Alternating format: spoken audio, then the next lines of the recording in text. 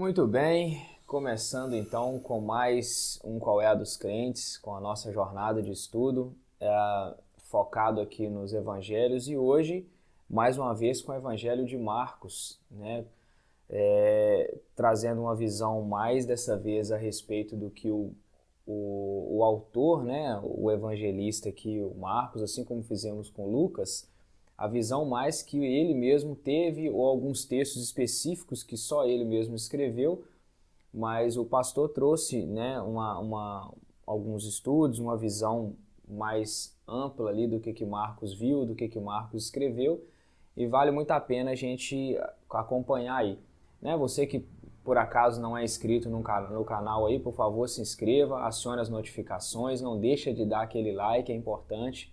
E vamos estudar hoje aqui comigo mais uma vez, pastor Tadeu Sanches. Obrigado, Tudo bem, pastor. Melhor agora. Estamos aí. Companhia sempre muito agradável. Pastor Tadeu Sanches aqui esclarecendo com a gente algumas dúvidas aqui. Eu sempre lembro de falar isso aqui, mas realmente eu falo no Falando de Vida na sexta-feira.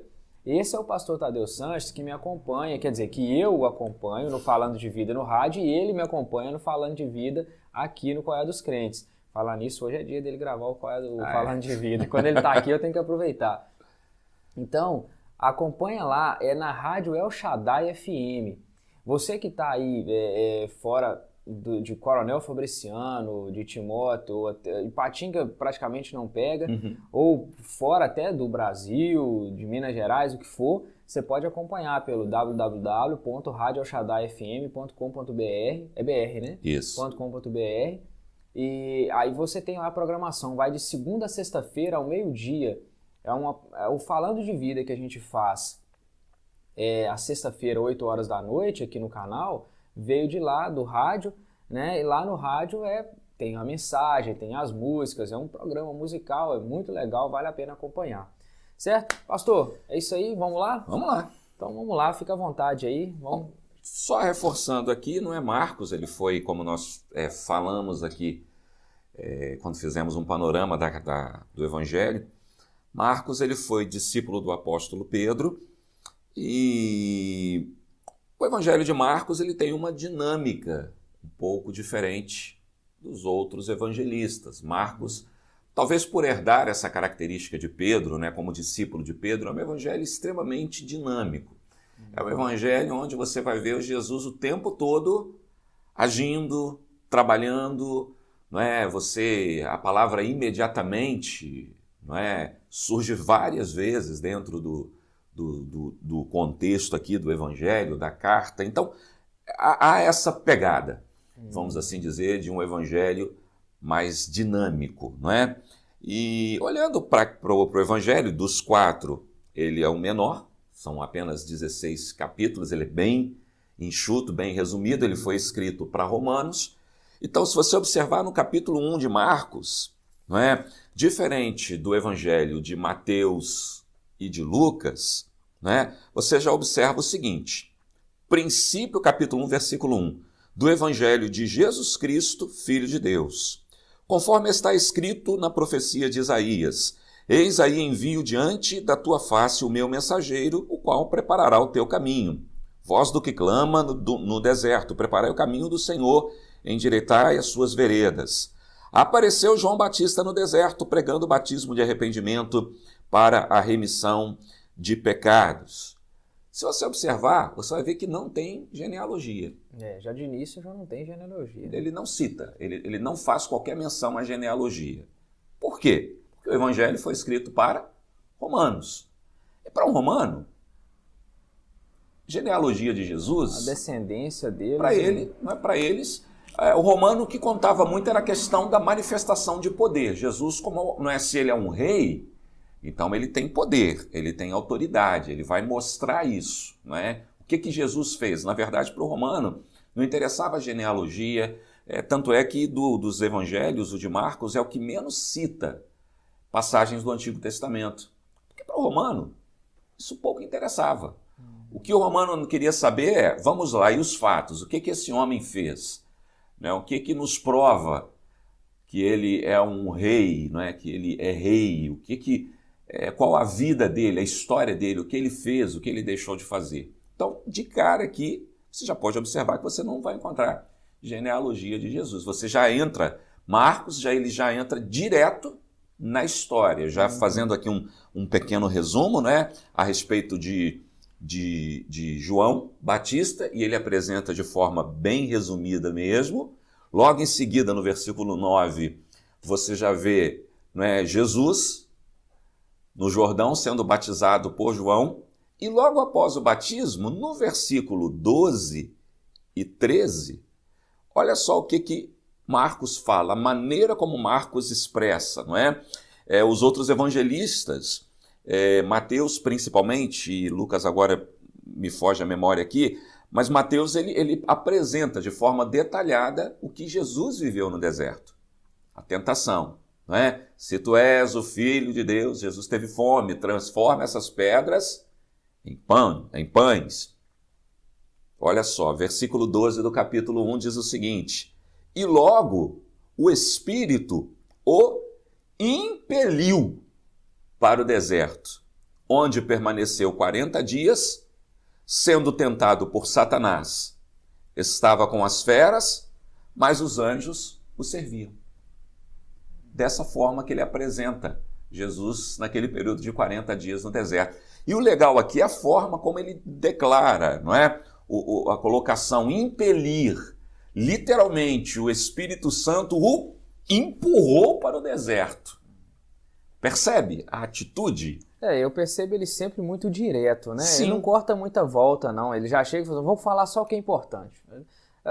Por exemplo, essa Bíblia aqui, ela é preta. Não, aí Lucas chegaria e falaria, essa Bíblia ela é uma de capa de couro, de coloração preta. Não, a Bíblia é preta.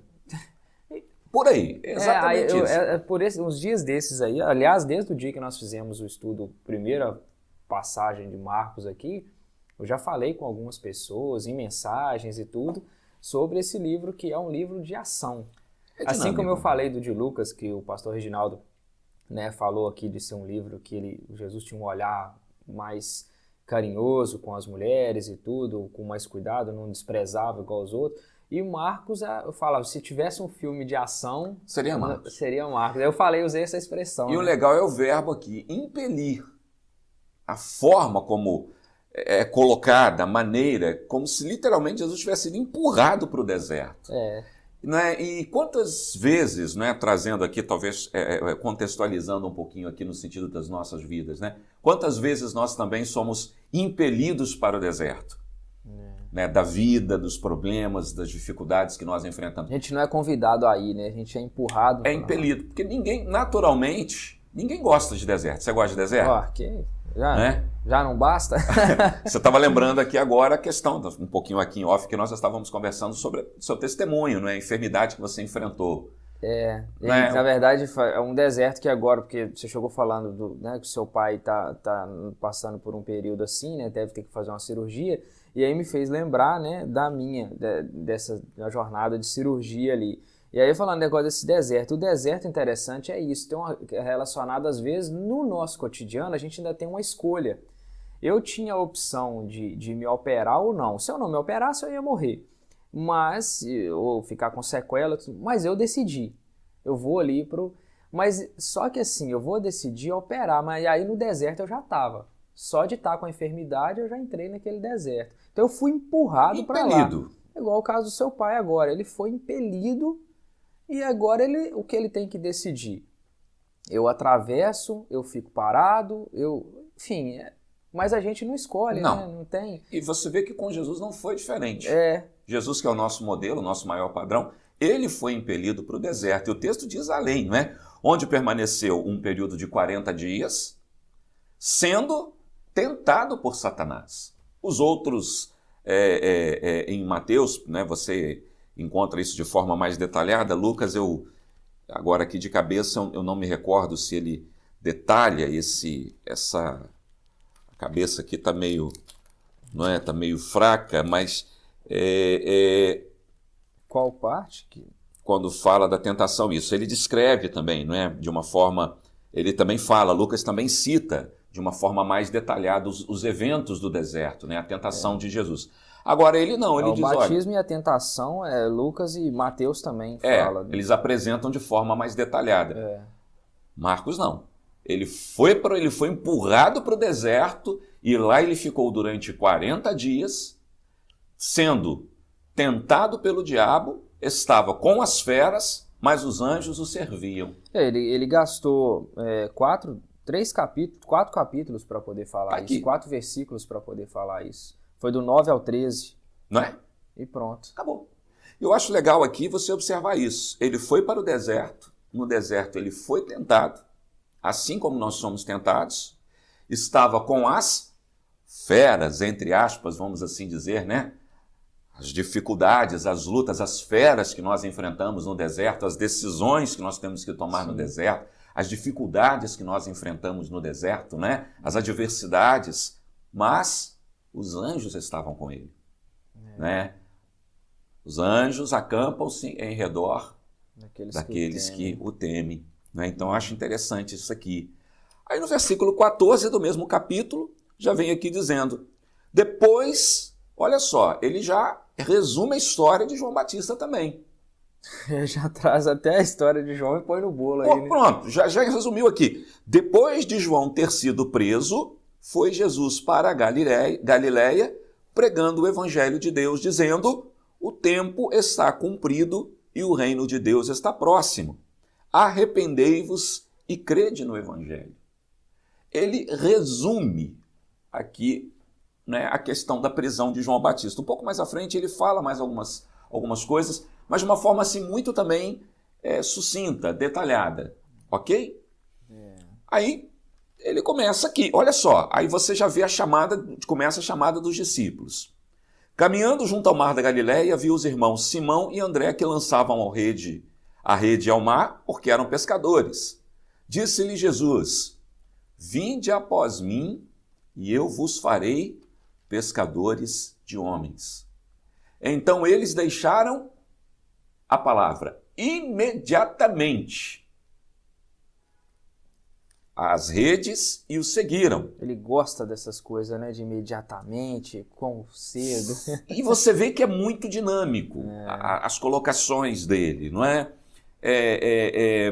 Há uma questão, né, sobre a chamada dos discípulos, que ela aconteceu em 2 etapas, em 2 momentos. Eu acredito que essa aqui foi uma primeira vez, um primeiro momento onde Jesus teve contato com os discípulos e ele chama e ele convida, não é? E Marcos ele apresenta isso de uma forma muito sucinta. A mesma coisa com Tiago, não é? E João, logo em seguida aí. Pouco mais adiante, viu Tiago, filho de Zebedeu, e João, seu irmão, que estavam no barco consertando as redes.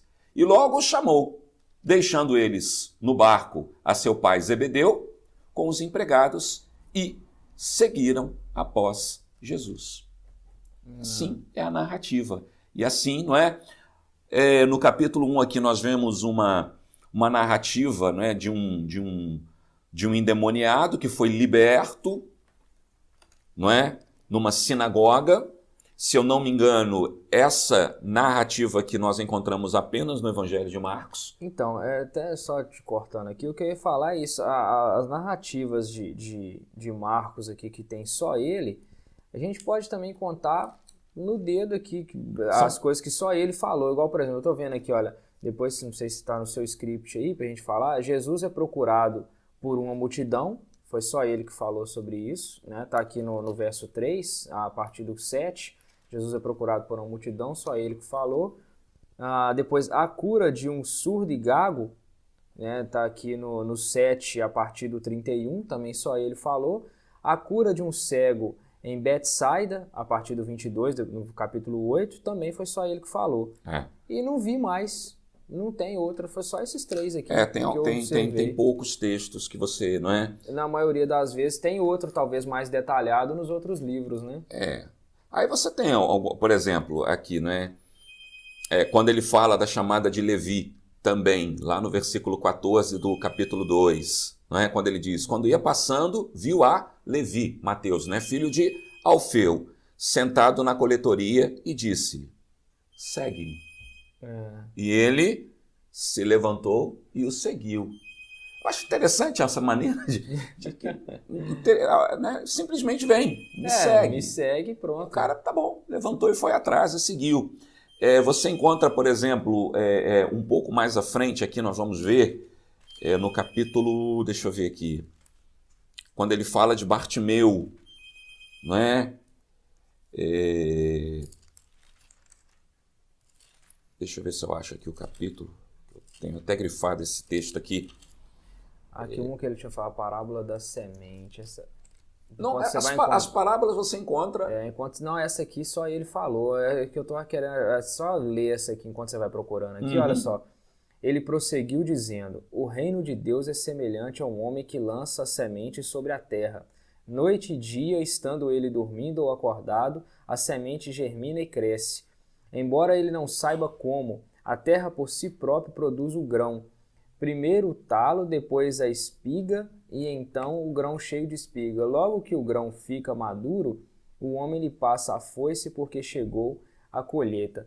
Essa parábola da semente que ele observou, você fala alguma coisa sobre essa parábola? Está no capítulo... Está no capítulo 4, no verso 26. Isso, quando ele fala aqui, né? O reino de Deus é assim como se um homem lançasse a semente à terra.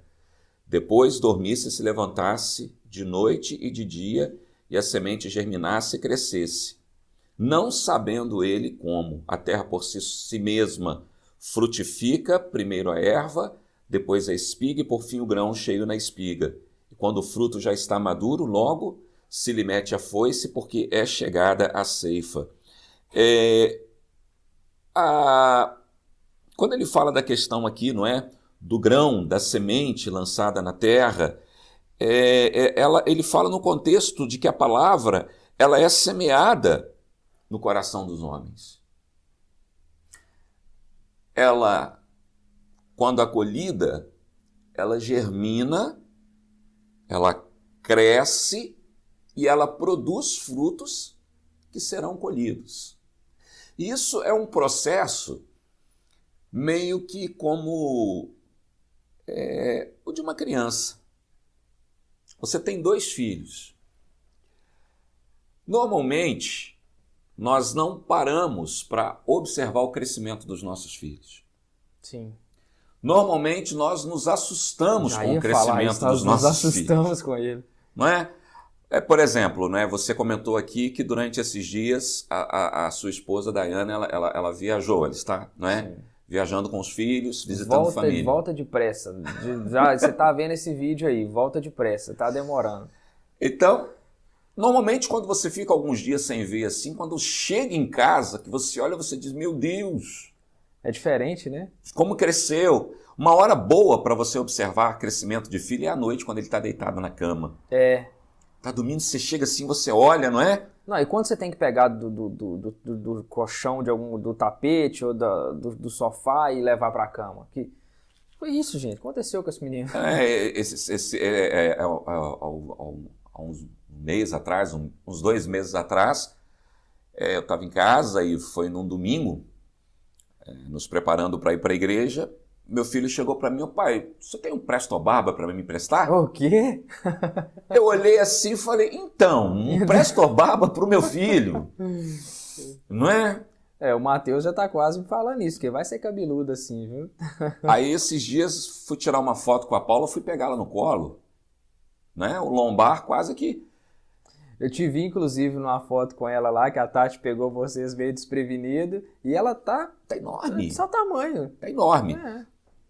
Assim é o reino. Você não fica, às vezes, né, naquela coisa na vida da pessoa, às vezes todo dia você fica observando, mas em alguns momentos, em determinados momentos, você olha, você observa, você diz, nossa, mas como que amadureceu? Olha só, já está gerando frutos, já está produzindo frutos.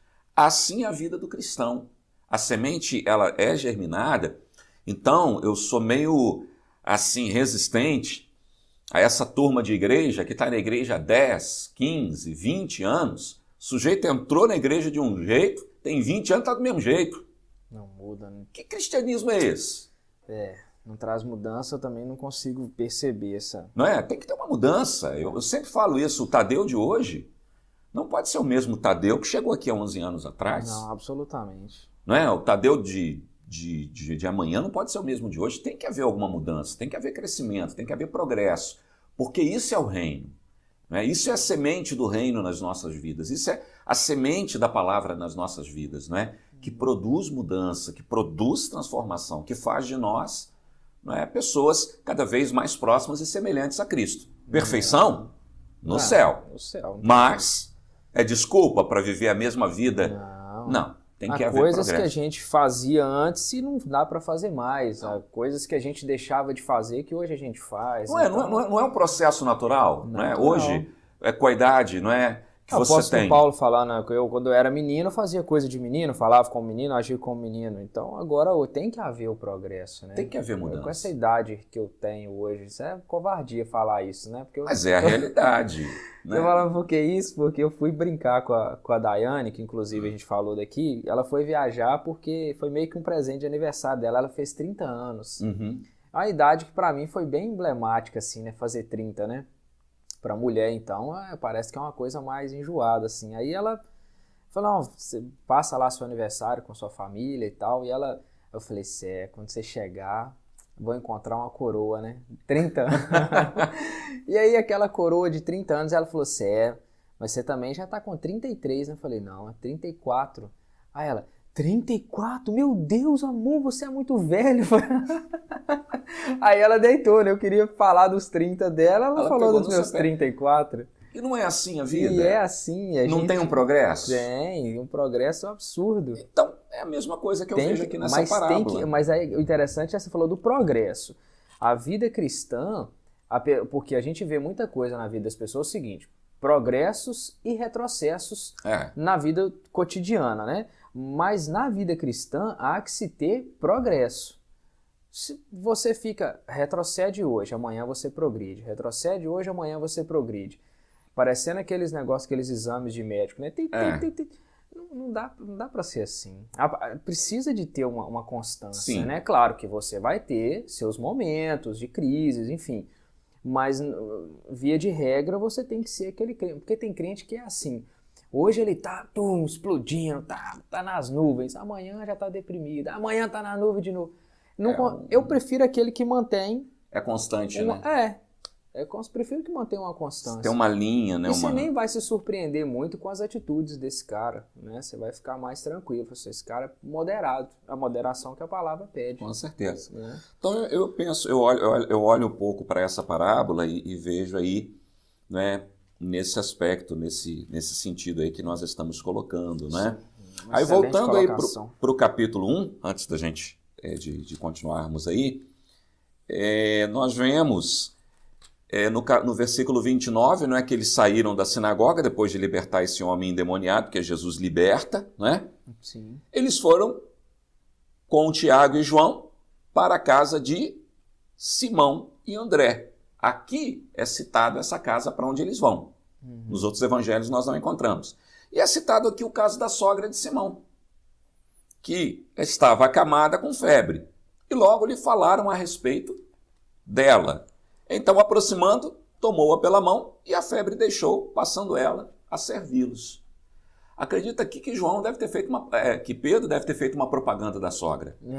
Jesus, vão lá para casa que a minha sogra está lá e ela arrebenta na cozinha. Tem que curar ela, hein? Chegaram lá, talvez eu acredito que Pedro nem soubesse. Nem sabia ainda, né? Quando ele chegou, Jesus, vai dar não, nós vamos ter que comer um grude aí, porque minha sogra está passando mal, vamos ter que comer um pão com mortadela. Jesus, não. Jesus vai lá e cura a mulher. E o texto diz que ela imediatamente levanta e passa a servi-los, né? Já vai para ação, já vai para já vai pro agir, não é? Para esse contexto. Há quem diga que Pedro negou Jesus 3 vezes por causa da sogra. Não era para ter curado, né? Mas enfim, no capítulo 2, quando fala daquele homem paralítico, né, que foi descido por cordas, né, na presença de Jesus na casa de Pedro, há uma observação aqui, um detalhamento por parte de Marcos, né, que diz que os escribas que ali estavam, né, ele descreve, não é? Mas alguns dos escribas estavam assentados ali e arrazoavam em seus corações. Por que fala ele deste modo? Isto é blasfêmia. Quem pode perdoar pecados senão um que é Deus? Jesus percebeu e discerniu, não é? E aí Jesus dá uma palavra para eles. Por que vocês estão pensando dessa forma? O que é mais fácil dizer? Não é? Estão perdoados os teus pecados? Ou levanta e anda? Não é? Talvez aos olhos dos escribas que Marcos cita aqui, que ele detalha, que eram escribas que estavam ali observando, né? Vendo o que Jesus estava fazendo, talvez aos olhos deles fosse mais fácil dizer, estão perdoados os teus pecados. Qual a consequência disso? Não comprometeria Jesus. Não é? Jesus pergunta, o que é mais fácil, não é, dizer, estão perdoados os teus pecados ou levanta e anda? No caso de Jesus, não é, dizer, estão perdoados os teus pecados, num certo sentido, era mais difícil. Por quê? Porque Jesus sabia o que estava por vir. Sabia o preço que ele pagaria por causa do pecado daquele homem e do nosso pecado. Sim. Não é? Então tem esse contexto aí. E aí à frente, não é? Seguindo aí à frente, nós vamos encontrar no capítulo 3 um homem com deformidade, não é? Com um problema, uma mão ressequida, uma mão mirrada, e no versículo 2 diz que Jesus estava, que as pessoas estavam ali, que os fariseus, eles estavam observando a Jesus para ver se ele curaria no sábado, a fim de o acusarem. Olha a mentalidade desses homens. Eles sabiam que Jesus tinha poder para curar aquele homem. E ao invés de dizer, glória a Deus, aleluia, um homem foi restaurado, um homem foi curado, na mentalidade deles, eles estavam esperando Jesus curar para ter do que acusá-lo. Como que é o ser humano, Wilkerson? E hoje não está muito diferente não, né? Mas naquela época já era assustador, né? Não é? Complicado isso, né? Você vê, não é, o homem, poxa, quer dizer, eles sabiam quem era Jesus. Eles sabiam que Jesus tinha poder, mas a cegueira, não é? Não queriam, ou pior do que a cegueira, eles não queriam enxergar a realidade, a verdade dos fatos que estavam se apresentando diante deles, não é? Pode dizer que eles não queriam que Jesus também tivesse poder, né? Havia o ciúme, a inveja que não entra, queria que né? ele fosse o Messias, né? Acho que ninguém queria isso, né? A não ser os 12 que estavam com ele ali e alguns outros ali que talvez não se importaram dele ter vindo no jumentinho, de ter sido simples, que eu acho que todos esperavam um político, a figura que eles né? esperavam era de uma figura messiânica, de um Jesus poderoso que iria romper com os grilhões de Roma, que iria libertar Israel, que ia trazer, não é? Israel, a glória dos dias de Davi e Salomão. Ser uma grande nação, e aí vem, né? Só que Jesus, na sua primeira vinda, ele veio implantar um reino, sim, mas não esse reino que eles imaginavam, né? Um reino no coração do homem, né? Esse reino, né? Depois mais para frente a gente pode até falar disso, ainda vai ser implantado num futuro, mas na sua primeira vinda ele não veio com esse objetivo. Ele veio para buscar, salvar e resgatar o perdido. Esse era o reino e eles estavam entendendo outra coisa, então. Exatamente. Capítulo 3, versículo 9, tem uma observação de Jesus que não é apresentada nos outros evangelhos. No capítulo 3, versículo 9 aí, ó. Então, recomendou a seus discípulos que sempre lhe tivessem pronto um barquinho por causa da multidão, a fim de não o comprimirem. Nós encontramos isso aqui só em Marcos.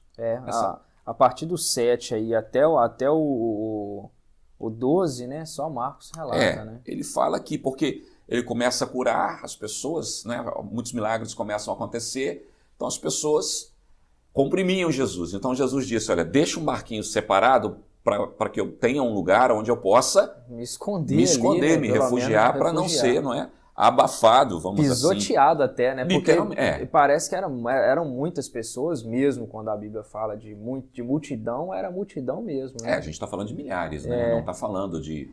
Uma coisa que eu acho interessante, eu estava vendo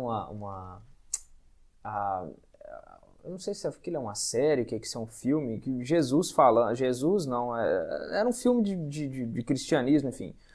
As pessoas naquela época, assim, a Bíblia sempre relata sobre multidão. E aí, na época não tinha microfone, não tinha caixa amplificada, nem nada. É interessante o jeito que eles falavam, e todo mundo ouvia o que relata a Bíblia, que foi falado, e todos ouviram. Como é que eles conseguiam fazer se fazer ouvidos. É a disciplina do povo de ficar todo mundo talvez caladinho disciplina, ali, talvez o eco da montanha.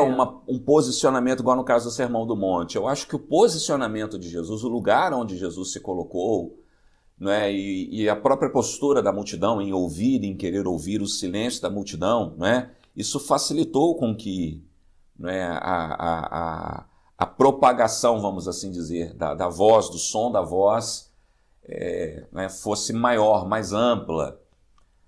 Talvez poderia também se usar aquele método da repetição. Falar e... Um grupo ouviu e sair falando para os outros. O problema é se vir falando tudo errado. Aquela coisa do telefone sem fio, sem né? fio. Então eu acredito mais nessa questão mesmo do posicionamento, da maneira, do lugar onde falar. Eu pergunto isso para o pastor Tadeu porque ele é radialista e usa muito a questão de microfones e tal. E eu também trabalho com essa questão de som e tal. Então essa questão acústica sempre me deixou pensativo, né? Só tem uma voz tão boa para poder jogar, porque ele fala de milhares. Mas é claro que agora uma coisa interessante eu observei. É porque a gente está tão acostumado a falar no meio do barulho que a gente precisa, às vezes, de um microfone. Mas se você observar, quando há uma disciplina que tá todo mundo te ouvindo realmente em silêncio, dá até um eco. Seu microfone fica até desnecessário mesmo. Eu acho que a questão é o silêncio. Quando o povo... Tanto que quando a Bíblia relata que eles arrazoavam entre si, aí quando havia burburinho, eles até observavam ali que tinha gente conversando. Comentando, exatamente. Tinha gente conversando. Então, ou seja, acredito que o natural era as pessoas terem uma disciplina de ficar caladinho enquanto o outro estava falando. Né? Então tem esse contexto, né? Eu acredito. Eu acho isso como uma coisa interessante de se observar. Acho que poucas pessoas param para observar que não tinha microfone, não tinha nada, e Jesus falava, um discípulo falava, um apóstolo falava, e todo mundo ouvia, aquilo foi escrito, não teve contradição, porque foi falado, não via telefone sem fio, foi falado para a multidão e todo mundo ouvia. E a forma como, né, talvez a maneira de colocar, de falar, enfim. Tudo bem, pode ter escolhido uma montanha do lado do outro para dar um eco e tudo mais, mas acredito que mais foi a disciplina. A disciplina. Dependendo do assunto que você prega na igreja, igual ontem, eu preguei Apocalipse, falei do grande trono branco. Todo mundo caladinho, né? Você olha para a igreja assim, se eu pregasse sem microfone ontem, naturalmente todo mundo iria ouvir. Porque é uns assuntos que o pessoal fica todo mundo assim, né? Travado na cadeira, né? Mas é um assunto que... Então, assim, quando há um silêncio, quando há uma postura, facilita, com certeza, a propagação da voz. No capítulo 3 acontece uma curiosidade aqui que é citada em outros evangelhos, mas a forma como Marcos cita aqui, que diz que ele foi para casa, no versículo 20. Não obstante, a multidão afluiu de novo, de tal modo que nem podiam comer. E quando os parentes de Jesus ouviram isto, saíram para o prender porque diziam, tá louco, tá fora de si. Aí você vai lá para o versículo 31, diz, nisto chegaram sua mãe e seus irmãos, e tendo ficado do lado de fora, mandaram chamá-lo. Muita gente estava sentada ao redor dele e lhe disseram, olha, tua mãe, teus irmãos e irmãs estão lá fora à tua procura. Então ele lhes respondeu, dizendo, quem é minha mãe e meus irmãos? E correndo o olhar pelos que estavam assentados ao redor, disse, eis minha mãe e meus irmãos. Portanto, qualquer que fizer a vontade de Deus, esse é meu irmão, irmã e mãe. De forma alguma, Jesus aqui, ele está diminuindo a sua família, menosprezando a sua família. O pessoal ficou preocupado com ele. Pô, o cara não está comendo, não está se alimentando, está nessa loucura aí. Não, ele está louco, vamos trazer ele para casa, ele precisa ser tratado, cuidado. E quando eles chegam para buscar Jesus, Jesus diz o seguinte, olha, a minha família e as pessoas, sua mãe, seus irmãos estão aí. Não sei qual foi a intenção dessas pessoas ao dizer isso, falar, Jesus, o negócio está ficando feio, sua família está aí. Jesus simplesmente disse, olha, a minha família são aqueles que fazem a minha vontade, a vontade do meu Pai, a vontade de Deus. Esse é meu irmão, irmã e mãe. Tá, e aí a polêmica desse texto aqui, que todo mundo traz, porque há quem diga que, a gente falou isso aqui já no canal, que Maria teve uma vida né, de casada, né, depois Sim. disso. Ela, e nada, e isso não, se não me engano, o pastor Reginaldo falou isso aqui, isso não a desabonou em nada em Muito termos pelo de contrário. mulher honrada, continuou sendo honrada, mas teve uma vida de casada com José. Obviamente José iria querer ter filhos, e tiveram filhos, enfim. Aqui, esse é o texto que muitos dizem que Maria teve o seu relacionamento sexual Sim. natural com José e teve filhos. Aí outros já que dizem que isso não aconteceu, que Maria continuou pura, né, virgem, né, o resto da vida. Dizem que quando está falando aqui, Jesus, as pessoas não estavam falando de irmãos, ele estava falando exatamente o que Jesus disse. Meus irmãos e minha mãe e mulher são vocês. Me fala aí. Mas é simples, você olha aqui. E quando os parentes de Jesus ouviram isto, saíram para o prender porque diziam, está fora de si. Versículo 31. Eu achei muito claro também, mas fala aí. Chegaram sua mãe e seus irmãos. Depois que ele foi falar dos tais outros irmãos, né? Entendeu? O que Jesus faz aqui, ele não está diminuindo a sua família. O que ele faz aqui é ressaltar, não é? Porque até então, eu acredito aqui que ainda havia por parte da família de Jesus uma dificuldade, né? Principalmente eu acredito que por parte dos irmãos. Aqui eu não sei se José ainda estava vivo, acredito que não. Acredito que José já havia morrido.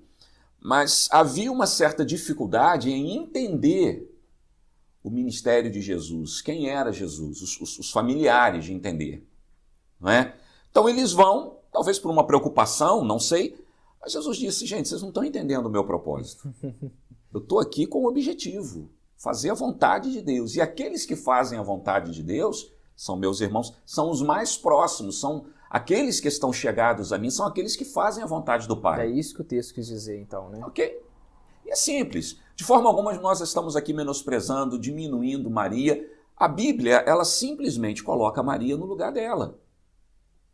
Qual foi o papel de Maria? Ela teve um ministério? Sim. Ô, gente, ela Poxa vida. foi, né, bem-aventurada. Está lá em Lucas, né? Maria, você vai ser, não é? Você vai carregar, não é, o Filho de Deus no ventre, o Espírito Santo descerá sobre ti e o poder do Altíssimo te envolverá e aquele que vai nascer de você será santo e tal.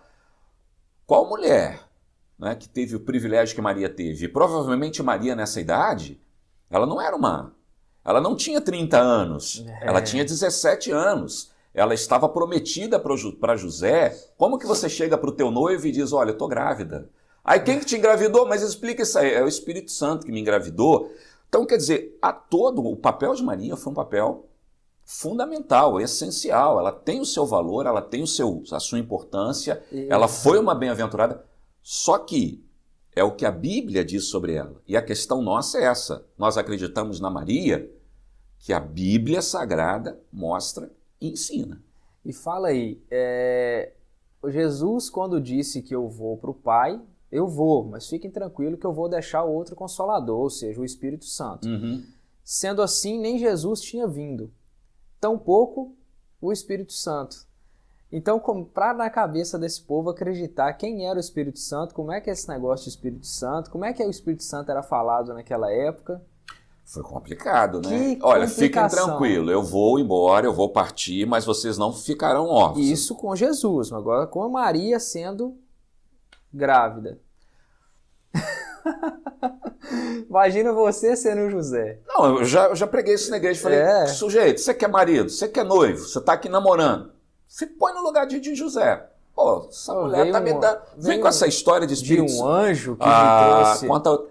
Mas Maria, ela teve uma atitude, ela não é a postura dela, eis-me aqui, que se faça na minha vida segundo a tua vontade.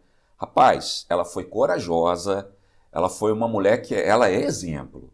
Mas sabe uma outra coisa que eu penso ser interessante também? Porque Maria ela não foi tirada no meio das outras mulheres de qualquer maneira. Ah, escolhi Maria, você vai ser... Não, eu penso que já era uma mulher que o que ela falasse que fez, o que ela falasse que aconteceu... Eu acho que não teria homem para falar assim, não, ela tá mentindo. era uma mulher de caráter ilibado. Para poder alguém chegar e falar, até para ela ter coragem de falar um negócio desse. De falar só, eu vou falar a verdade e eles vão acreditar em mim. E pelo menos o meu noivo vai acreditar em mim. Eu penso que a Maria foi escolhida até nesse detalhe, né, para quando ela falar, ninguém duvidar. Pelo menos não o José, que era a pessoa mais interessada. E José, quando ele foge, né, na verdade, a minha linha de interpretação é que José, na verdade, ele fugiu para proteger Maria. E aquela vergonha, entre aspas, vergonha, né? Mas é porque o povo fica razoando entre si ali, porque se né? ele fica e a condena e diz, não, ela me traiu, ela seria apedrejada.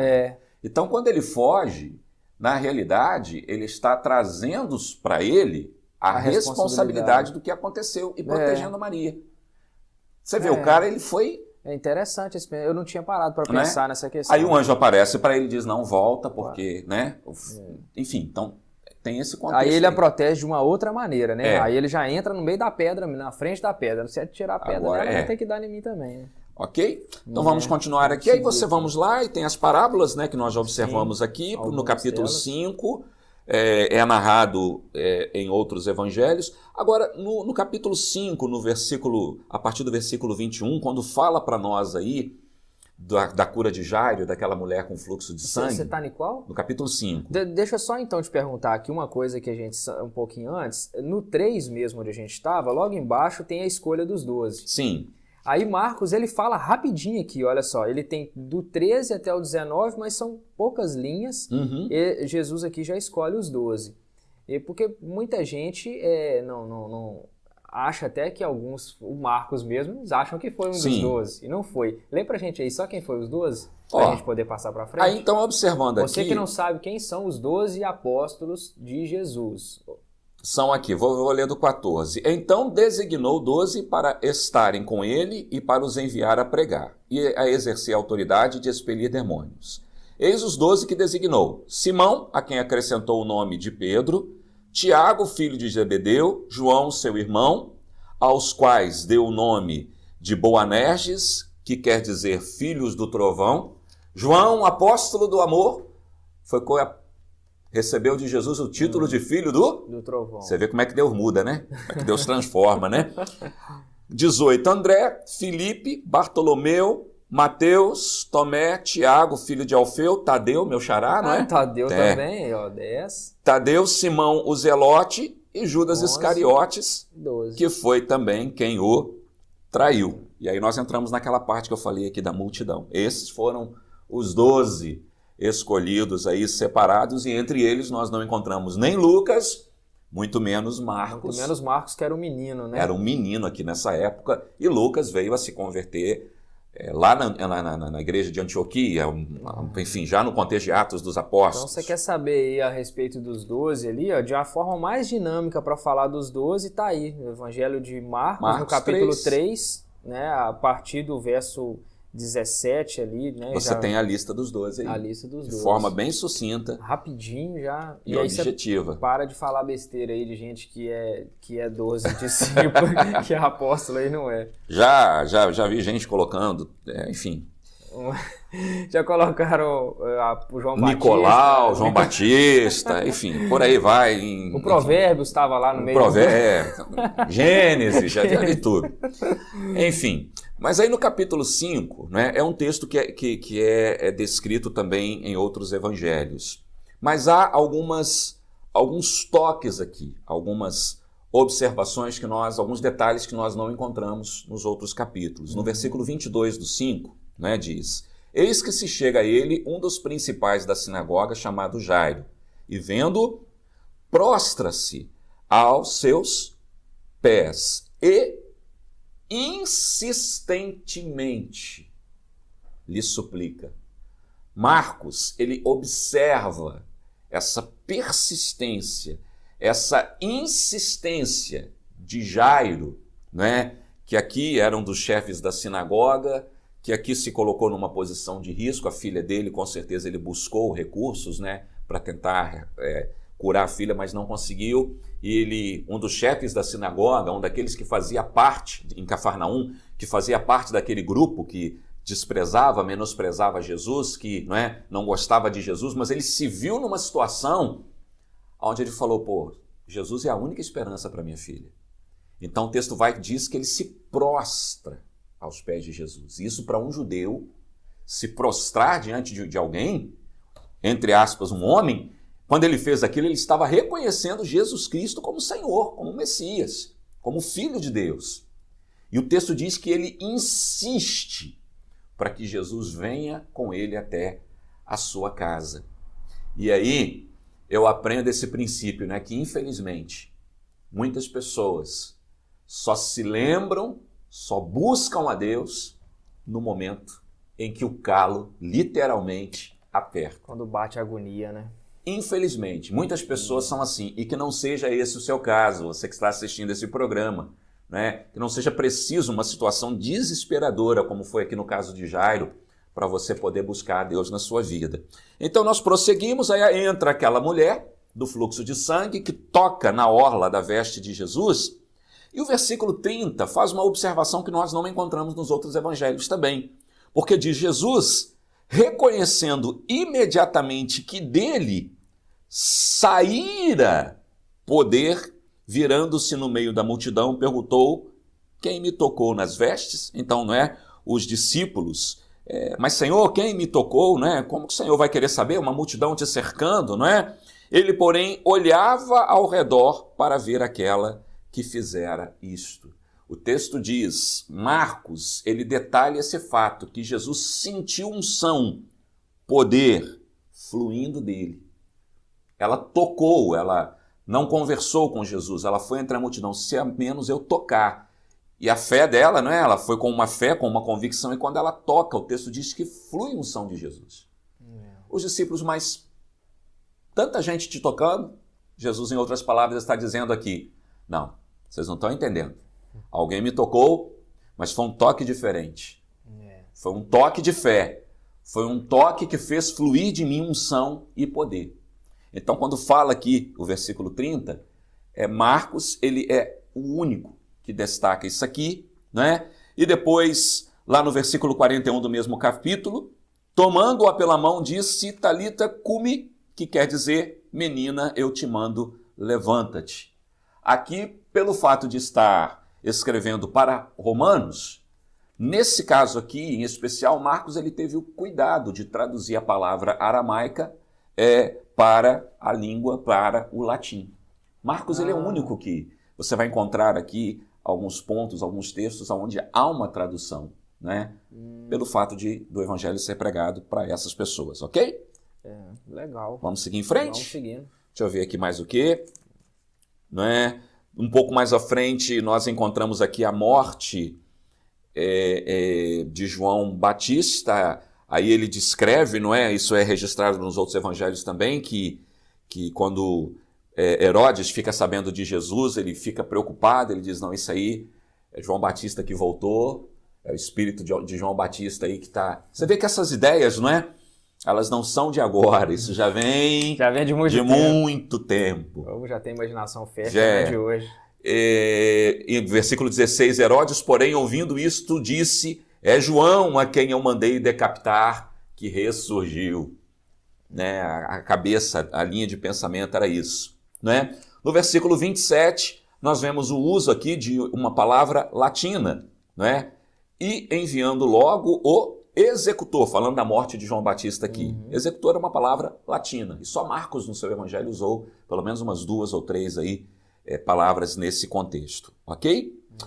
Ao alimentar essa multidão de 5.000 homens, no versículo 39 e 40, Marcos ele traduziu as palavras de Pedro, como nós vimos aqui, ele aprendeu com Pedro. Então, no versículo 39 e 30, nós vemos algo que só aqui nós encontramos. Então, Jesus lhes ordenou que todos se assentassem em grupos sobre a relva verde. E o fizeram, repartindo-se em grupos de 100 em 100 e de 50 e 50. Quando fala aqui que a multidão se assentou, eu até trouxe aqui, anotei, para não esquecer, quando ele faz a palavra grupos aqui, não é? Então Jesus lhes ordenou que todos se assentassem em grupos. A palavra, o vocábulo aqui utilizado, ele significa canteiros de flores. A visão que Pedro teve foram daqueles grupos de 50 em 50 e de 100 em 100 sentados, não é? E as roupas palestinas, coloridas, vivas, bonitas. A impressão que ele teve naquele momento é que diante dos seus olhos havia um canteiro de flores ali diante dele. Essa detalhe, essa observação, esse olhar de Pedro, não é, para aquela multidão. Ele viu como um canteiro de flores ali, todos assentados, né, na presença de Jesus, aguardando, não é, o que iria então acontecer. Ok? Interessante. Posso seguir em frente aqui? Vamos lá, no tempo urge. Versículo 45, logo a seguir, depois desse fato, a multidão apertando Jesus, os discípulos querendo ficar com Jesus, aí Jesus, o texto diz que logo a seguir, compeliu Jesus, os seus discípulos, a embarcar e passar adiante para outro lado, a Betsaída, enquanto ele despedia a multidão. Jesus literalmente os obrigou, os coagiu a entrar num barco e dizer, vambora daqui, some daqui, não quero vocês aqui não. Logo em seguida, Jesus despede a multidão e sobe para o monte. E Marcos, ele faz uma observação, porque aquele problema, ondas começam a se levantar, né, o barco fica naquela situação e nada de Jesus chegar, né, as ondas crescendo, o mar turvo.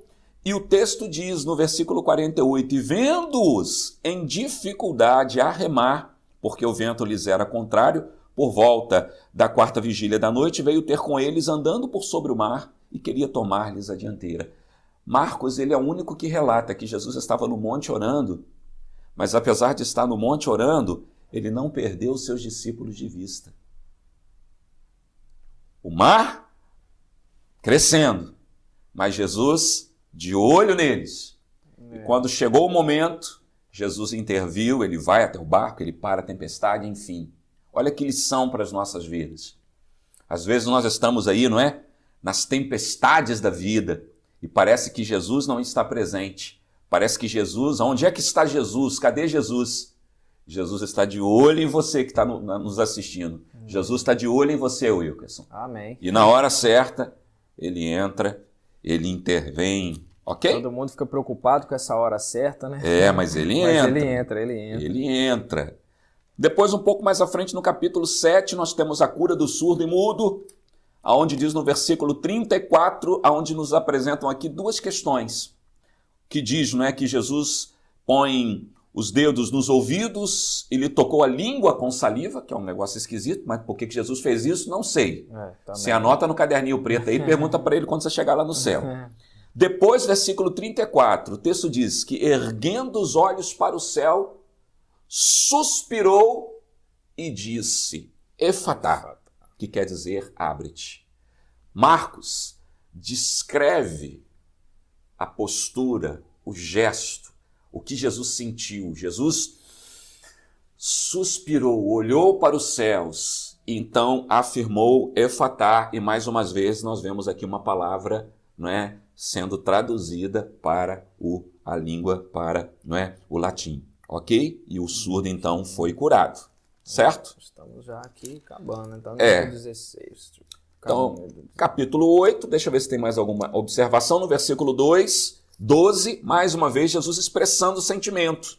Jesus, porém, arrancou do íntimo do seu espírito um gemido e disse, porque pede esta geração um sinal.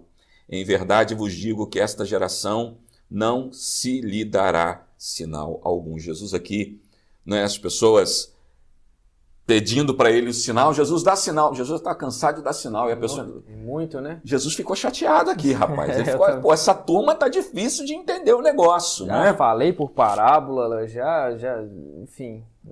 Enfim, versículo 22 ao 26, nós só encontramos no Evangelho de Marcos, que é um homem cego, né? Que Jesus o leva para fora da aldeia e a cura dele é em 2 etapas, diz aqui o texto, né? Jesus aplica saliva aos olhos e impondo-lhes as mãos, pergunta-lhe, vês alguma coisa? Este, recobrando a vista, respondeu: vejo os homens, porque como árvores os vejo andando. Então, novamente, lhe pôs as mãos nos olhos, e ele, passando a ver claramente, ficou restabelecido, e tudo distinguia de forma, então, perfeita. Esse milagre aqui de Jesus, ele aconteceu em 2 etapas. A primeira, o homem fica enxergando de forma turva, e depois os olhos são totalmente abertos, né? Pastor, o que isso pode significar? Qual o contexto? Como que isso pode ser aplicado às nossas vidas, né? Pode falar de um processo de libertação na vida da pessoa, né? De um caminho, né? Onde a pessoa começa, né, a entender o Evangelho aos poucos, a perceber as verdades do Evangelho de uma forma, não é? Começa a despertar aquela curiosidade, ela começa a buscar Jesus e depois a sua vista é aberta, não é? Eu penso até numa questão assim de vícios, por exemplo. Quem vai para Jesus querendo se libertar de um vício, sei lá, cigarro, drogas, enfim. Aí ele, mas eu ainda não, milagre é milagre. Se Jesus te libertou, você tem que parar de fumar agora. Mas às vezes não... Às vezes não acontece assim. E aqui é a prova do questão do cego, né? Ele enxergou um pouquinho, cego seria mais ainda direto. Não, ou você enxerga ou você não enxerga. Jesus é aquele que cura pelas metades, né? Você já ouviu muita gente falar assim? Já. Jesus, quando faz, ele faz perfeito. Não é perfeito. Calma, tem coisas que é necessário um processo, né? Wilkerson, o que as pessoas precisam entender é que cada ser humano é único, é ímpar. E Deus, ele trata, não é, na Bíblia, no contexto de congregação, de multidão, mas ele também trata no individual. Sim. A forma como Deus vai tratar algumas coisas na sua vida é diferente da forma como ele vai tratar na minha. O processo de libertação, né, por exemplo, na sua vida, né, dentro de um contexto, de uma situação, pode ser diferente do processo de Deus na minha vida. Então a gente não pode, você não pode. Na Bíblia, os milagres eles aconteceram de formas diferentes. Nesse homem aqui foi em etapas. E aí? Eu percebo aquilo que nós falamos no início aqui, né, a respeito do processo de enfermidade que eu passei. Eu creio mesmo que eu fui curado, que Jesus me curou, mas ele usou a mão do médico. E aí? E alguns médicos ficaram até assim assustados com a minha recuperação, com tudo. Não foi a minha recuperação, não foi um trabalho. É Deus, ele interviu naquilo ali. Então agora falar assim, não, mas se fosse Jesus tivesse te curado, não precisava pôr a mão do médico. Por que não? É uma outra maneira, né? Eu já vi experiências de pessoas que Deus curou assim. Sim. Agora, tem casos que é um processo, é um caminho. Processo. E aí? Né? Então, eu acho que não dá para você colocar numa caixinha isso. Nós vemos aqui, esse homem foi curado em etapas. Né? Deus, ele sabe da capacidade de cada um. Então, né, nós temos que respeitar isso aí e não querer generalizar e dizer, não, tem que ser assim. Primeiro, você vai dar ordem para Jesus? Tem que ser assim? Né? Então, tem que ter cuidado. Aí, no capítulo 10, Jesus... Ih, rapaz... Aí é questão do divórcio aí. Essa questão do divórcio aqui eu não vou entrar, não. Eu vou ressaltar aqui. Poderia até falar, não tenho problema com isso, não. Mas se está em Mateus também, deixa Mateus. Quando fala aqui das crianças, que trazem algumas crianças até a presença de Jesus e os discípulos repreendiam. Não pode. Jesus, o que é isso que vocês estão fazendo? Né? Deixai vir a mim os pequeninos, não os embaraceis, porque dos tais é o reino dos céus. Né? E aí Jesus dá uma lição de moral nos discípulos aqui. Isso aqui está nos outros evangelhos. Quem não receber o reino de Deus como uma criança, de maneira nenhuma entrará nele. Agora o versículo 16 nós só encontramos aqui. Que diz, então, tomando-as nos braços e impondo-lhes as mãos, as abençoava. Olha que Jesus carinhoso. Olha o amor de Jesus. Pegou essas crianças no colo, deu abençoou, carinho. Né? Deu atenção. Então, não é uma imagem de um Jesus sisudo, carrancudo, né? Jesus, né? Porque nós temos muitas vezes essa imagem de um Jesus lá no templo, quebrando tudo, botando para... Mas olha, Jesus pegou as crianças no colo. Carinhoso também. É um Deus de amor, é um Deus de graça, e que da mesma forma como ele fez com essas crianças, ele faz com aqueles que estão carentes, cansados, abatidos, sobrecarregados. Vinde a mim todos vós que estáis cansados e sobrecarregados, e eu vos aliviarei. Ele não esmagará a cana quebrada, nem apagará a torcida que fumega. Ele é um Deus que pega o quebrado, que pega o moído, que pega aquele que está com a sua vida assim no fundo do poço e ele restaura. Não é? Isso é tremendo, é maravilhoso. Nós já vimos muitos disso acontecer, né? Com certeza. Experiências, né, de você ver Deus assim, pessoas com a vida, né, totalmente destruídas, desiludidas, casamentos, família totalmente arrebentada. E Deus restaura. Restaura tudo. E Ele pode fazer na sua vida também, viu? Guarda isso aí. Uma curiosidade, no capítulo 46, Marcos é o único, né, que descreve Bartimeu de uma forma, né, em Mateus, se eu não me engano, fala de 2 cegos, e Lucas e Marcos falam de Bartimeu, né? Por quê, pastor? Um citou 2 e os outros 2 citaram só Bartimeu. Talvez pelo fato de Bartimeu ter apresentados. Foi Bartimeu quem puxou a fila, foi Bartimeu quem teve uma proeminência. Jesus, filho de Davi. Mas aqui ele cita a família, ele cita Bartimeu, que Bartimeu ele era cego mendigo, mas ele não era um filho de Timeu, que estava assentado à beira do caminho. Não é? E um outro ponto no versículo 50, quando diz, lançando de si a capa, levantou-se de um salto e foi ter com Jesus. É o único dos evangelhos que relata essa atitude de Bartimeu. Ele tinha uma capa, onde recebia as esmolas, né, que simbolizava, entre aspas, a sua condição. E o texto diz que quando ele é chamado por Jesus, ele pega aquela capa e ele joga longe. E ele por si só levanta e ele vai até Jesus. E como que Jesus faz isso na vida das pessoas, não é? Ele muda a condição, ele muda a história. Bartimeu passou a viver uma nova vida aqui, uma vida diferente da que ele levava. E esse é Jesus, não é? Que muda a história das pessoas, Com não é? certeza. Mais para frente aqui, mais no capítulo 12, 42, mais palavra latina, né? No capítulo 13, Jesus aqui, os outros, pelo menos em Mateus e Lucas também fala, não é, sobre essa questão dos discípulos quando eles chegam ali no templo, né, e eles veem o templo, eles chamam a atenção de Jesus para a beleza do templo. Marcos, ele é o único que relata a colocação dos discípulos, quando eles dizem, mestre, no versículo 1, que pedras, que construções. Os outros não falam assim.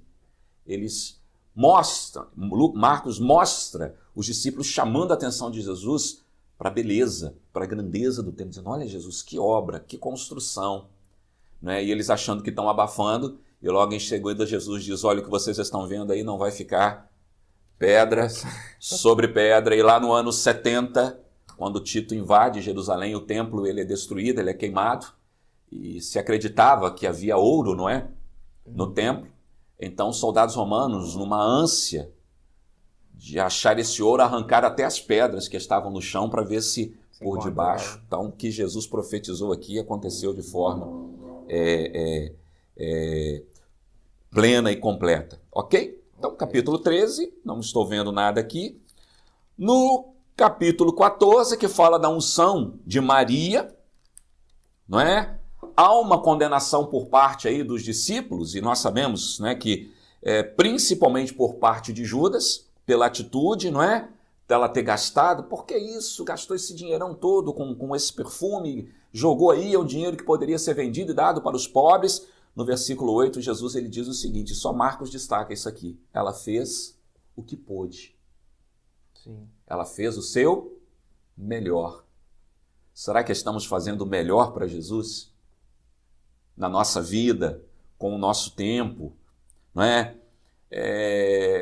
Eu vou tocar num aspecto aqui, porque eu acredito que isso é um assunto de concordância, né, entre todos os pastores aqui. Estamos fazendo melhor no que diz respeito à oferta, a dízimo.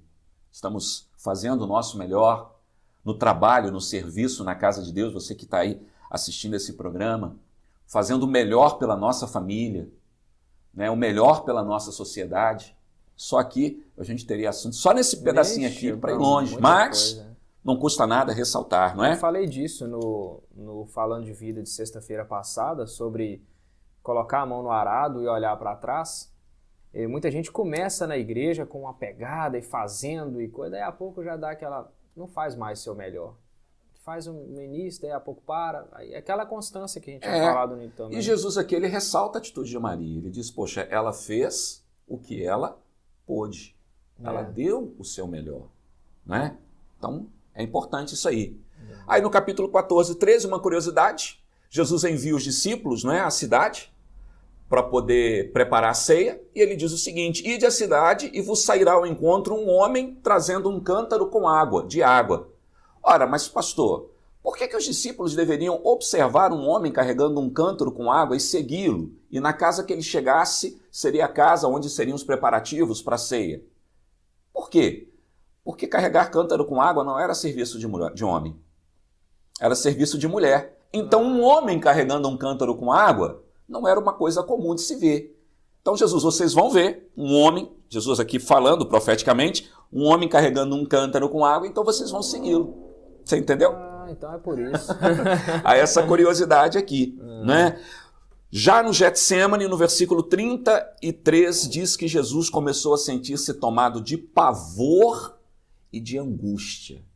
Marcos é o único que relata dessa forma esse sentimento. Jesus sentiu pavor e angústia naquele momento de opressão. Se Jesus passou por isso, Wilkerson, você, eu, nós, você que está aí assistindo, não estamos isentos de viver angústia, de passar por um momento de pavor. Jesus falou, não é? No mundo tereis aflições, mas tem de bom ânimo. Falei disso não falando de vida também um dia desse. Não é? Você está sujeito a sentir medo, a sentir angústia em algum momento da sua vida. Isso não pode ser uma constância, né? Algo constante nas nossas vidas. Mas que estamos sujeitos, sim. Essa coisa de super crente, de crente que nunca passa, tem alguma coisa errada, você está escondendo alguma coisa. Não passa problema, né? Não, somos gente, ser humano, carne e osso, e se Jesus passou, nós estamos sujeitos também a passar. Confesso que eu tenho a sensação de que nós, às vezes, passamos até um pouco mais. Eu confesso que a gente optou por um caminho mais difícil, né? Um caminho onde a gente toma cepada o tempo todo. A gente estava comentando sobre isso esses dias. Aliás, meu pai me ligou esses dias, eu encontrei como estava, a gente almoçou junto no domingo, e a gente falando como que as igrejas, não estava nem falando só das igrejas primeiro, falei que é dos seminários, né, de teologia, como estão cada vez mais vazios, as pessoas para estudar estão cada vez menos interessadas, e as igrejas estão esvaziando, as pessoas, eu estou entendendo que Deus não está em quatro paredes, eu não preciso de ir na igreja. Aí, um dia eu conversando com uma moça lá, explicando para ela mais o namorado sobre essa situação, eu falei assim, olha, de fato, a igreja não te leva, não te dá cartão para te credenciar para ir para o céu. Mas te facilita, te ajuda a caminhar, claro. Não é ir para o céu, te ajuda a caminhar. A igreja é um facilitador. Quando a pessoa entende que a igreja veio para ajudar e não para você ter ali como um momento de um clube, de encontro de finais de semana, vai ver que a importância que a igreja tem na sua vida, mas as pessoas estão fugindo da igreja. E nesse texto aqui fica não claro... Não querem disciplina, não querem um parâmetro, querem viver de qualquer maneira. Né? Jesus ele separa, né, nas outras narrativas, alguns dos seus discípulos levam eles mais para próximo dele, eles se distanciam um pouco mais, ele começa a orar e os discípulos dormem. Jesus nessa situação aqui, ele ficou sozinho. Né? E pelo fato de estar sozinho, acredito eu, né, tem todo um contexto aqui, mas o pavor e a angústia bateram forte. Melhor dois do que um. Não é isso? Sim. Dois andando juntos é melhor do que um. Porque quando um tropeça, o outro vai e levanta. Não é isso que diz o texto lá? Eu preguei sobre isso um dia, sempre as pessoas acham que isso já está falando de casamento, né? Não. Amizade também, companheirismo. Também. Né? Não é bom que o homem viva só, parceria. É casamento, mas a importância de relacionar. Jesus aqui estava sozinho. Né? Então, quando estamos sós, preguei sobre Elias recentemente na igreja, da depressão de Elias, deixou o seu servo numa cidade de Judá e foi a caminho do deserto sozinho. Quer dizer, por que sozinho? Sozinho o risco da pessoa se abater, né? Entrar em depressão é muito maior. Da pessoa, mente vazia, né? Oficina do diabo, a pessoa pensar em besteira, loucura. Então, a igreja ela tem o seu valor, sim. Ela tem a sua importância. Com certeza. Né? Eu fico preocupado com essas pessoas que estão Saindo, eu procuro, isso é uma questão minha, né? Eu fui criado na igreja, meus irmãos, meus pais também, e aí nos ensinaram assim, e eu procuro ensinar meus filhos assim. Eu recebo, assim, muitos elogios da escola dos meus meninos, de maneira secular, e teve professoras deles que inclusive me falaram mais diretamente, falou assim, olha, como é interessante uma criança que é criada na igreja, como vocês fazem, é diferente. Fala, mas por quê?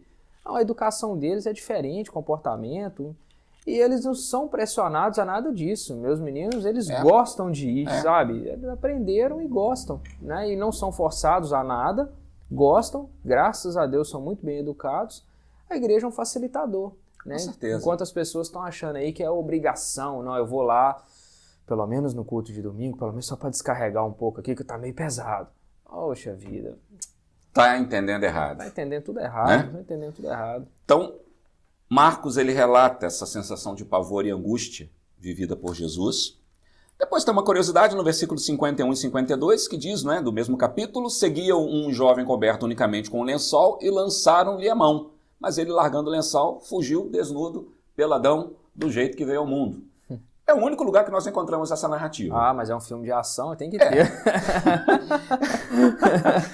Por quê? Muito provavelmente algumas pessoas, né, dizem que foi o próprio Marcos aqui, que no meio daquela turba, daquela confusão, estava em casa fazendo sei lá o quê, ele era o peladão da história. Ele enrolou no lençol e foi atrás, né? E ele coloca essa observação aqui, essa curiosidade. Eu tô achando que era ele. Esse cara, eu acho que ele era meio moleque. E o que eu já vi, colocar na história. Então, tem aqui algumas, já vi mensagens em cima disso aqui, né, mas né, fica para uma outra oportunidade. E vamos combinar, se você tá escrevendo um livro todinho, onde você não participa dele, e os outros todos que escreveram o mesmo participam dele, você não vai colocar se você estava ali? Pelo menos uma coisinha que eu fiz, né? Eu vivi naquela época, eu não vou colocar eu ali, posso não citar meu nome para não gerar polêmica, mas que eu vou colocar que eu estava ali, eu vou. Então, nem que seja só para eu saber quando eu ler. Essa coisa aqui, né, pode, se você trouxer para um contexto aqui de interpretação, você pode falar de seguir Jesus de qualquer forma, despreparado, né, com a vida exposta, o que é uma coisa séria, viu, gente? Mas, enfim. Então, aí nós já chegamos na parte final dos julgamentos vividos por Jesus. Né? Marcos, ele descreve, quando ele é apresentado ao sumo sacerdote Caifás e depois a Pôncio Pilatos. Né? Jesus diante de Pilatos aqui, parece só ele fala, né? Só, tem depois nas outras narrativas você vai encontrar ele também, ele passa por 2 julgamentos, um na casa de Caifás, um perante o Sinédrio, depois ele é julgado por Pilatos, Pilatos manda ele para Herodes, Herodes manda ele de volta para Pilatos. Há um processo maior que Marcos ele coloca aqui de uma forma mais resumida, talvez, né, pelo fato desses julgamentos aqui, Pedro ter acompanhado, né? Esses fatos aqui, Pedro ter acompanhado de perto. Né? Então, talvez por esse motivo nós encontramos dessa forma aqui. Sim. Mas Pedro passou para Marcos aquilo que ele viveu, aquilo que ele passou ali daquele momento de julgamento de Jesus. Não é? E lá na crucificação, já no final, fala do Gólgota, né? Que mais uma vez nós vemos uma tradução aqui do aramaico, que quer dizer lugar da caveira. E aí, por aqui nós, pelo menos até onde eu vejo, nós fechamos aí as observações, as colocações que tem em Marcos que o diferencia dos outros evangelhos. Não sei se você tem mais alguma pergunta, alguma coisa que você queira aí saber. Não, foi muito bem explicado aqui, a gente detalhou muito bem e... Espero ter ficado dentro do tempo, não é? Não, o nosso tempo é esse tempo. E então, interessante aqui, eu acho que interessante de se lembrar, de se frisar, que você pega para ler o livro de Mateus ou de Lucas, que são maiores, mas você pega o livro de Marcos, 16 capítulos, até que você tem preguiça de ler, dá para ler rapidinho, entender a história toda. Dá. Né? Você consegue ter um panorama. Entender a história todinha. Então, assim, tô começando a ler Bíblia agora, não tô entendendo. Lê Marcos. 16 capítulos, nem as revistas do Maurício de Souza aí, Turma da Mônica, talvez tenha até muita mais coisa escrita aí. lê rapidinho, vai entender o evangelho de Jesus aqui, desde o seu nascimento, a crucificação.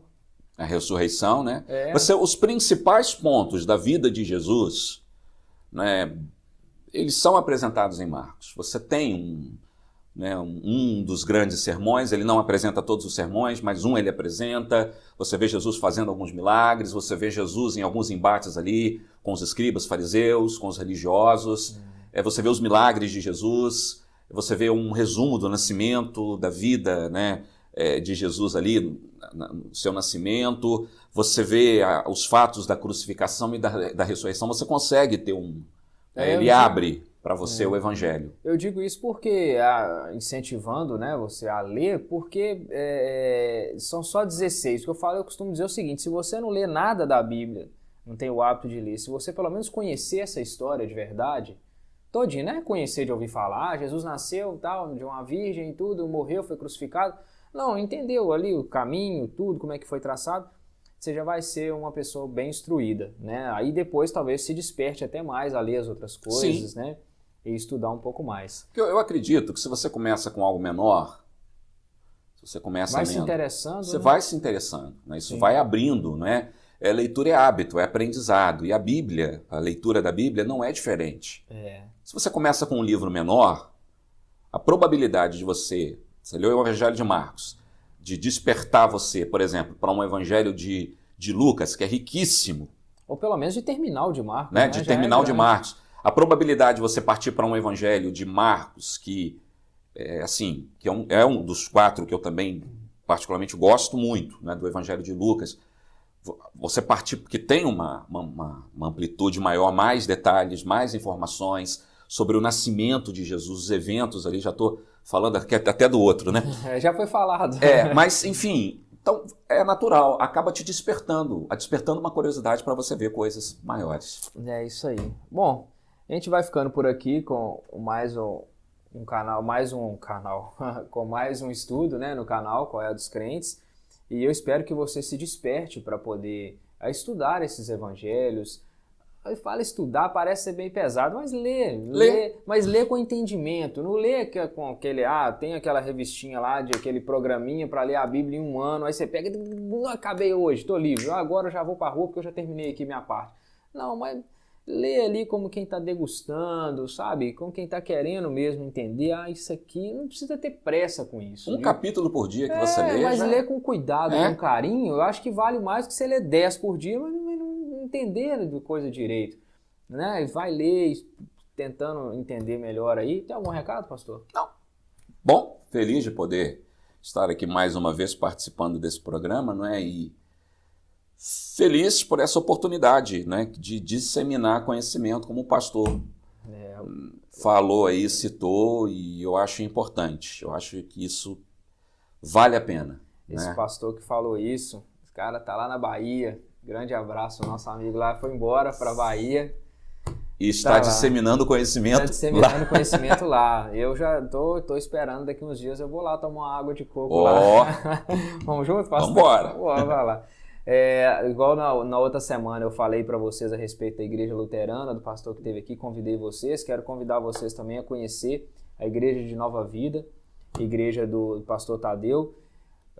Eu sou suspeito para falar, porque conheço muito, gosto demais, já preguei lá, já estive lá várias vezes, e é uma igreja assim, família mesmo, uma igreja genial. Está em Coronel Fabriciano, na avenida... Na Rua Cananéia. Está na avenida ela faz esquina ali, né? com a Avenida Magalhães Pinto ali. Magalhães Pinto, e é em cima da farmácia indiana, para você que mora em Coronel Fabriciano. Mora em Patinga também, pertinho, Timóteo. Um pessoal bacana lá. Faz uma visita lá, tenho certeza que você vai gostar. Vai ser um prazer receber você lá. E Qual é a dos Crentes vai ficando por aqui, e na semana que vem a gente se encontra de novo com mais um Evangelho. Deus abençoe e até a próxima.